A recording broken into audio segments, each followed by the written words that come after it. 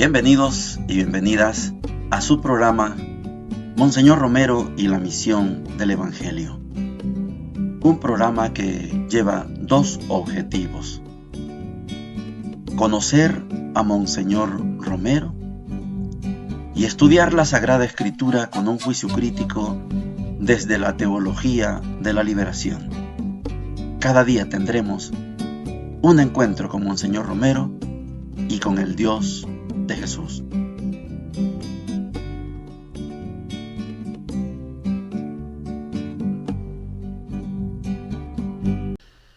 Hola, ¿qué tal? Este es su programa Monseñor Romero y la misión del Evangelio.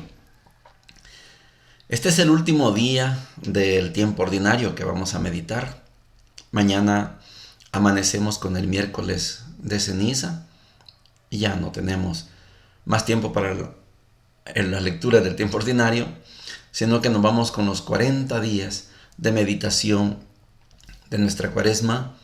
Después vendrán los días del triduo pascual y arranca entonces el tiempo llamado pascual, la Pascua.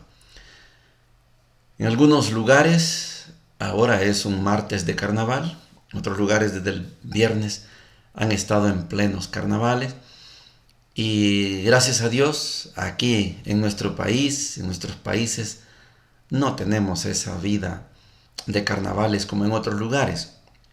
Pienso en Panamá, Brasil, en Colombia, pero entramos a partir de mañana en este tiempo fuerte de reflexión, y hoy vamos a despedirnos con las lecturas del tiempo ordinario, del eclesiástico y el Evangelio de Marcos, porque a partir de mañana todas las lecturas vuelven a ser temáticas, o sea, vamos con los temas. Y nos va a ayudar mucho porque ya comenzamos a estudiar a Monseñor Romero en aquel primer domingo de la cuaresma. Estamos en una reflexión sobre las tentaciones. Vamos a escuchar ahora a Monseñor hablar de la primera de las tres tentaciones que vivió Jesús en nombre de todo el pueblo. Oigamos a Monseñor. Cristo, segundo Adán,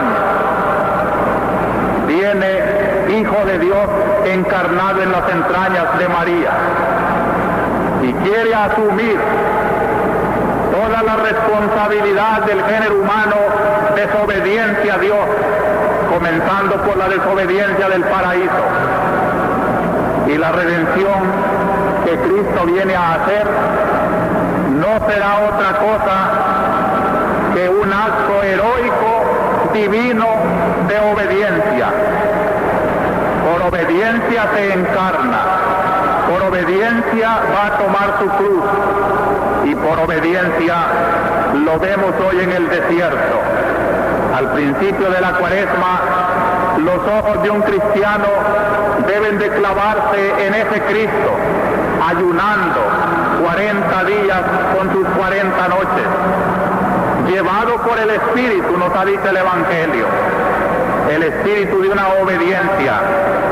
El Hijo del Hombre, el representante de toda la humanidad, sabe que los hombres están en un estado de naturaleza caída y que es necesario levantarla. Viene como un gran reparador. Cristo es el gran reparador, eso quiere decir redentor, salvador. Y para salvar al mundo, para reparar, para redimir a esta raza caída, es necesario que se cumpla la voluntad del Señor. Por eso nos presenta el Evangelio de hoy a Cristo tentado por el demonio, ya que la tentación fue la causa por la cual los hombres primeros cayeron para dejar en la desgracia a toda la humanidad. La tentación es necesaria para que el Hijo del Hombre nos dé ejemplo, que no siguiendo las voces engañosas del demonio, es como vamos a ser felices, sino siguiendo la obediencia a la voluntad del Señor. Qué fácil era al poder de Cristo convertir las piedras en pan. El que tenía hambre, era fácil llenar el estómago, haciendo que esas piedras se hagan pan. Pero sabe Jesús que su papel, su mesianismo, no es abusar del poder de hacer milagros para satisfacer una necesidad suya. Fijémonos bien en esto, que las tres tentaciones del desierto son como las tentaciones del poder contra la voluntad de Dios. Y el poder de Cristo se somete cuando dice, está escrito que no solo de pan vive el hombre, que es preferible morirse de hambre antes que despreciar el alimento que viene de Dios, la palabra del Señor. Esta es la verdadera alimentación del pueblo cristiano, la palabra de Dios. He aquí pues ya en el desierto y al principio del ministerio de Cristo, un homenaje a la palabra de Dios. Un aplauso del mismo Cristo para ustedes y para mí, que en este momento estamos reflexionando la palabra de Dios. De esto vive el hombre, principalmente de esto. No que se descuide del pan, sino que no prefiera el pan a la palabra de Dios. Que no sea idólatra de su estómago. Que no vaya a traicionar por un puesto en la sociedad o en la política sus convicciones de fe. Que no traicione. Esto nos enseña el Señor. Vamos en este contexto de la homilía de Monseñor Romero, vamos a tratar de ponernos de acuerdo en una terminología, porque Monseñor Romero, como catequista, sabe usar la palabra apropiada. Estamos en el primer domingo de la Cuaresma de 1978 y creo que es justo que nos transportemos a ese momento, 1978, 25 de febrero, estamos hablando de un año tenía Monseñor Romero de ser arzobispo, cuando ya él como catequista sabe explicar y sabe adaptar muy bien todo el contenido de la Cuaresma en la realidad que estaba viviendo el país. Cuando escuchamos a Monseñor Romero hablar de Cristo como segundo Adán. Esto a veces lo sabemos escuchar, pero como ya estudiamos Génesis del 1 al 11 y hemos estudiado también el Eclesiástico, y hoy vamos a dejar descansar el libro del Eclesiástico, sabemos que la humanidad es una humanidad caída por culpa del primer Adán y la primera Eva. Jesucristo entonces se presenta como el nuevo Adán. Si aquella pareja primera, Adán y Eva, cayeron en la desobediencia al Señor, esta figura del segundo Adán es completamente diferente a la primera pareja humana. Cristo, segundo Adán. Él viene para asumir toda la responsabilidad del género humano. Este es el segundo Adán, en base a la obediencia. Si hay alguien desobediente, entonces ahora llega alguien obediente. Por obediencia se encarna, por obediencia toma la cruz, por obediencia se encamina hacia el desierto. Jesús se convierte, en este caso el segundo Adán, se convierte en el modelo para toda la humanidad. Aquellos fueron desobedientes. Este es obediente. Él se convierte en el representante de toda la humanidad caída porque sabe que los hombres y mujeres, por desobediencia, perdieron el paraíso. Y Jesús viene precisamente a levantar esa humanidad caída. Usemos el término. Viene como un gran reparador. Tal vez la figura reparador no la tenemos tan clara usted y yo. Pero sí usamos la palabra redentor. ¿Y qué es esa palabra redentor? Suena a redención. ¿Y qué es redención? Aquí vamos a meternos en algún concepto. Tal vez no lo hemos manejado, pero es bueno que lo aprendamos. Cuando hablamos de alguien, en este caso reparador, lo podemos comprender porque viene a reparar aquel daño que hizo la primera humanidad, Adán y Eva. Cuando decimos redención, lo más práctico para entender la redención es que alguien se mete la mano a la bolsa, saca una cantidad de oro, de dinero, de plata, de monedas, y paga la fianza por usted y por mí y por toda la humanidad, porque estamos esclavos del pecado. Y al pagar quedamos libres. Esta es la figura más apropiada para entender la redención. Jesús pagó con su dinero, con su plata. Jesús no pagó ningún dinero, ninguna moneda, pero con su vida, y nos dejó libres.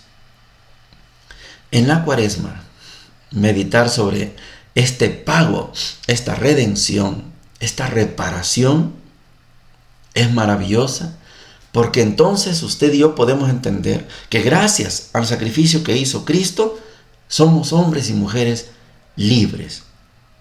Esto cuesta creerlo, porque preferimos seguir dándole vuelta al pecado, y no sentirnos libres. Como si siempre vamos a estar necesitando que Jesús todos los años muera, para que algún día allá en el cielo yo quede libre. No, la figura de redención es ya somos libres. Ya no tenemos el pecado de la primera humanidad. Entonces el secreto está en vivir como verdaderos hombres y mujeres libres. Pero esto no nos lo creemos. Es que lo que sucede es que en el mundo hay tentaciones. Está bueno. Está bueno que hayan tentaciones. Dice Monseñor, la tentación es necesaria. Pero hoy tenemos un modelo de cómo se vencen. Al menos aquí hay 3 tentaciones, que ciertamente son un grupo de tentaciones. El hambre, el poder, la fama. Ahí están las 3 tentaciones.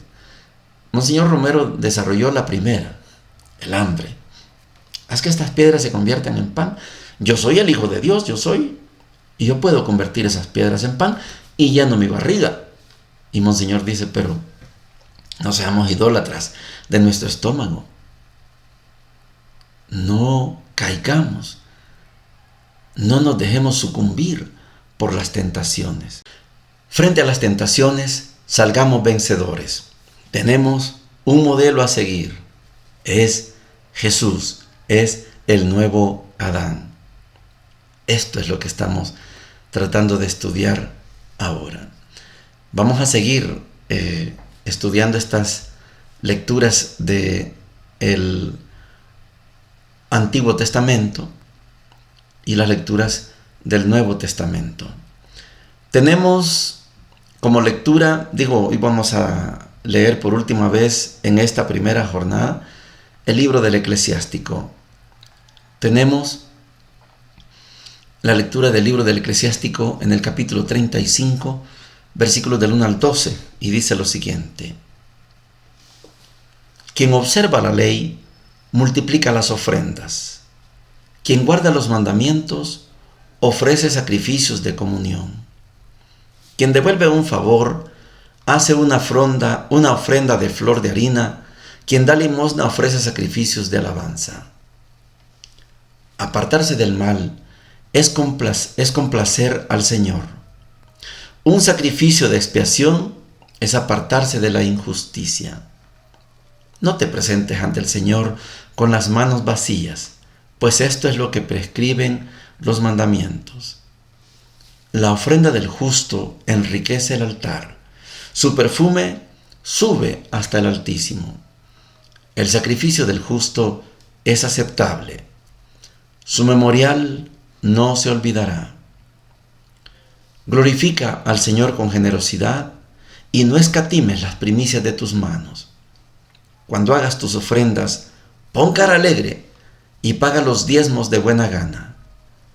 Da al Altísimo como Él te ha dado a ti, con generosidad, según tus posibilidades.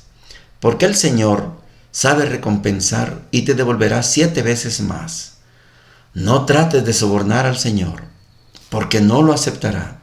No te apoyes en sacrificios injustos, porque el Señor es juez y para Él no cuenta el prestigio de las personas. Palabra de Dios, te alabamos, Señor. Hay una necesidad de poner momentáneamente un broche final a estas lecturas del libro del Eclesiástico.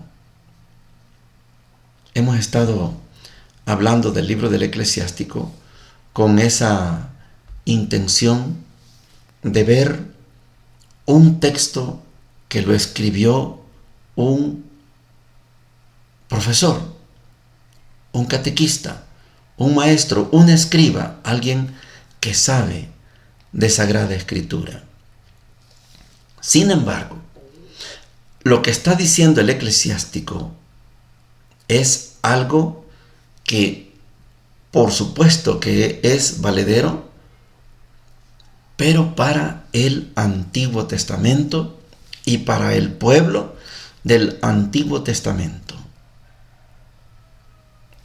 Cuando habla de la ofrenda, cuando habla de el diezmo, cuando habla de darle al Altísimo, son términos, no vamos a poder ahondar mucho más en esto, pero no es lo mismo un catequista del Antiguo Testamento que un catequista del Nuevo Testamento. Muchos errores se cometen cuando, mire, aquí está, aquí dice en el Eclesiastés, ya vio que aquí dice el diezmo. El diezmo es una acción del Antiguo Testamento.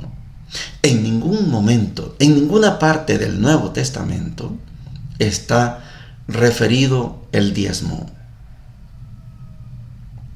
Note usted que ni Jesús en los 4 evangelios, ni los hechos de los apóstoles, ni las cartas de San Pablo, ni las cartas pastorales, ni las apostólicas, ni el Apocalipsis, en ningún momento hay una referencia al diezmo. Yo sé que en las iglesias se justifica.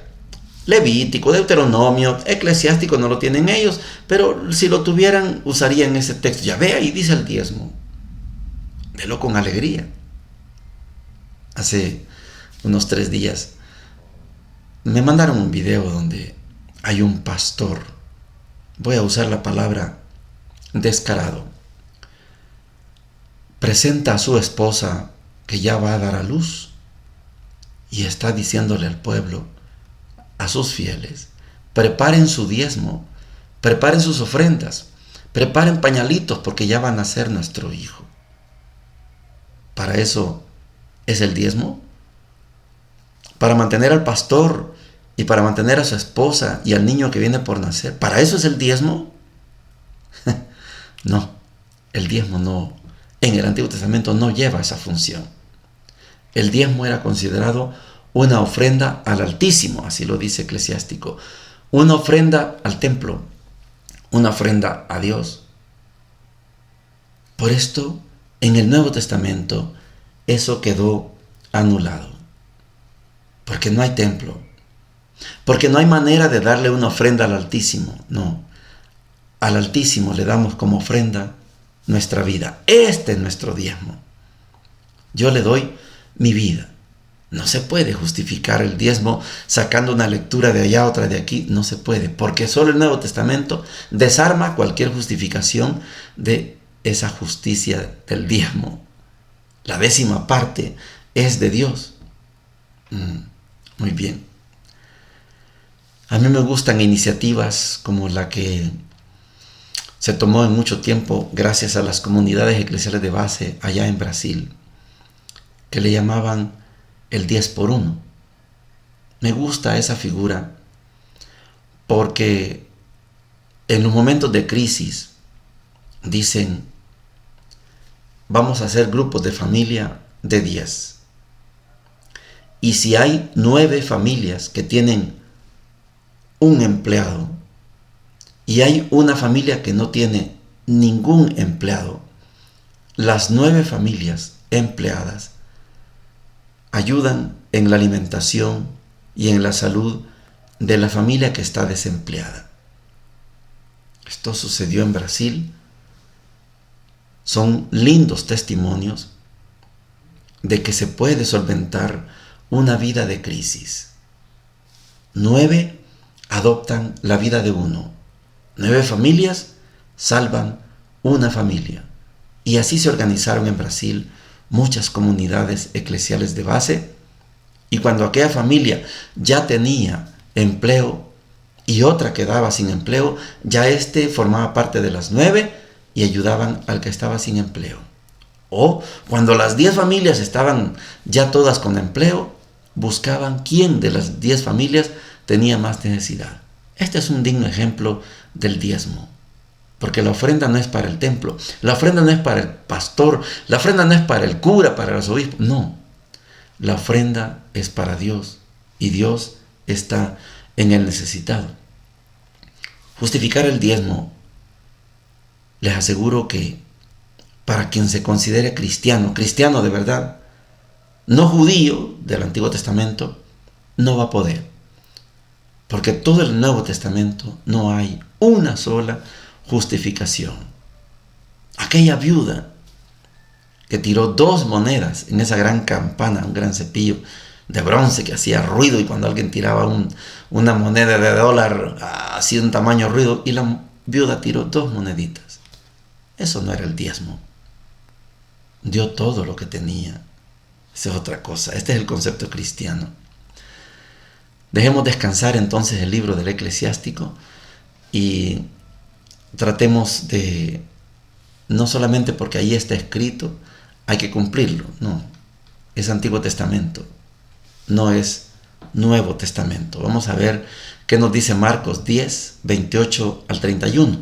Dice lo siguiente. Pedro le dijo a Jesús, tú sabes que nosotros lo hemos dejado todo y te hemos seguido.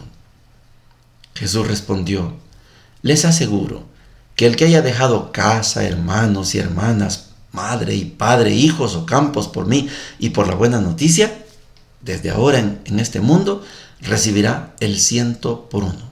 En casas, hermanos, hermanas, madres, hijos, campos, en medio de las persecuciones, y en el mundo futuro, recibirá la vida eterna. Muchos de los primeros serán los últimos, y los últimos serán los primeros. Palabra del Señor. Gloria y honor a ti, Señor Jesús. Voy a hacer una pregunta. ¿Dio el diezmo Pedro y sus compañeros? No. Dejaron todo y siguieron a Jesús. Esto es Marcos. Nosotros le hemos dejado todo y te hemos seguido. Sí. Los que han dejado casa, hermanos, recibirán aquí, en este mundo, el 100 por 1. Y en el mundo eterno, el mundo futuro, van a recibir la vida eterna. ¿Cuánto dio Pedro? Todo. todo, como la viuda, tiró todo, no el diezmo, no si gana $360 sueldo mínimo, entonces 36 son del pastor. No, ese no es el concepto. Usted necesita ese dinero. Ojalá fuera en la 10ª parte de lo que le sobra después de pagar la casa, los pasajes, la comida, la medicina, y de lo que sobra, el 10%, pero no es así. A los pastores les gusta que si usted gana 500, 50 son del pastor. No. Eso no es así. Eso es una estafa. Eso era el Antiguo Testamento. Cristo no vino a pedir jamás el diezmo. Nosotros lo hemos dejado todo. Es un cambio de vida. No es meterse la mano a la bolsa y dar una moneda y con eso ya estoy bien. No. Es dar todo. Hemos dejado todo y te hemos seguido. Hay personas que creen que deben vender todo y quedarse sin nada. No es esa la función. Usted tenga sus cosas, pero su vida no es de las cosas. Su vida es de Jesús. Nuestra vida es de Jesús. Yo les decía que la construcción del reino viene cuando usted pone en función, cuando pone su vida en función de los demás y no en función de usted. Este muchacho, Señor, el rico que se le acercó a Jesús, no quiso poner la vida de él, no la quiso poner en función de los demás. Él conservó la vida para él y se fue triste, desconsolado, porque tenía muchos bienes. No quiso dar el paso. Qué difícil es para los ricos entrar en el reino de los cielos. No porque no estén invitados, están invitados. Pero ellos, la vida la ponen en función de ellos mismos. No la ponen en función de los demás. Qué lástima que muchos ricos, ricas, no entiendan que no se trata de dar una moneda. Eso es limosna. Un cheque de vez en cuando, eso es limosna. Y está bien que lo hagan. Pero lo más importante es que pongan su vida al servicio de los demás. Este es el reino de Dios. Ustedes que han dejado casa, mamá, papá, etc., recibirán el 100 por 1 en esto. Se los dice alguien que ha trabajado en parroquia y funciona maravillosamente. Cuando yo estaba en el seminario, yo no pagué un centavo por estudiar, ni para sacar mi título de filosofía, ni para sacar mi título de maestría en teología. No pagué un centavo, lo pagó la congregación. Cuando yo me ordené sacerdote, me voy a una parroquia y todo lo que se recibe en esa parroquia no viene a mi bolsa, se va a un fondo común. La congregación, las congregaciones tienen un encargado del dinero, se llama ecónomo. Este ecónomo recibe todo lo que capta un sacerdote, esta parroquia, el colegio, todo va a un fondo común. Ese fondo común va para que los muchachos que quieren ser sacerdotes estudien sin pagar un centavo. Este fondo sirve para aquellos sacerdotes que ya dieron todo y padecen 1000 enfermedades. Ahí hay un dinero en el fondo para ayudar con la medicina a ese sacerdote hasta que cierre sus ojitos y se vaya de este mundo.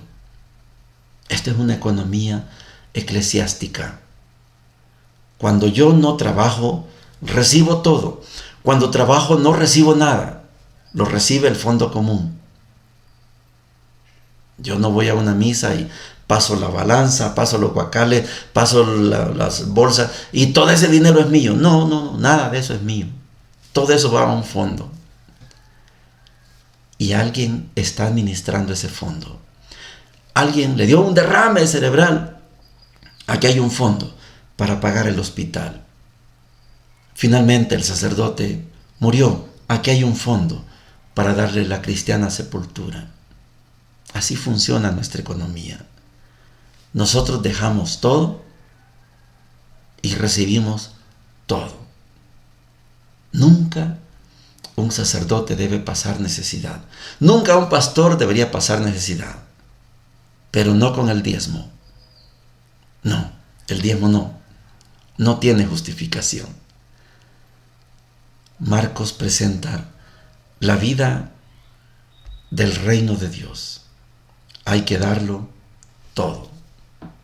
Porque solamente dando todo, recibimos todo. Por eso hay primeros que serán últimos y últimos que serán primeros.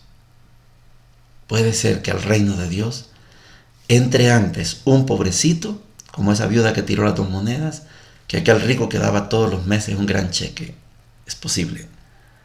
Si su vida no está en función de los demás y está en función de usted, difícilmente va a entrar en el reino de Dios.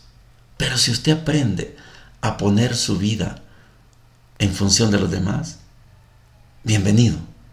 Usted es del reino de Dios. Fíjese que quiero contarles para terminar con un ejemplo de personas, no digo de clase alta, pero clase media. Era maravilloso ver cómo un sábado al mes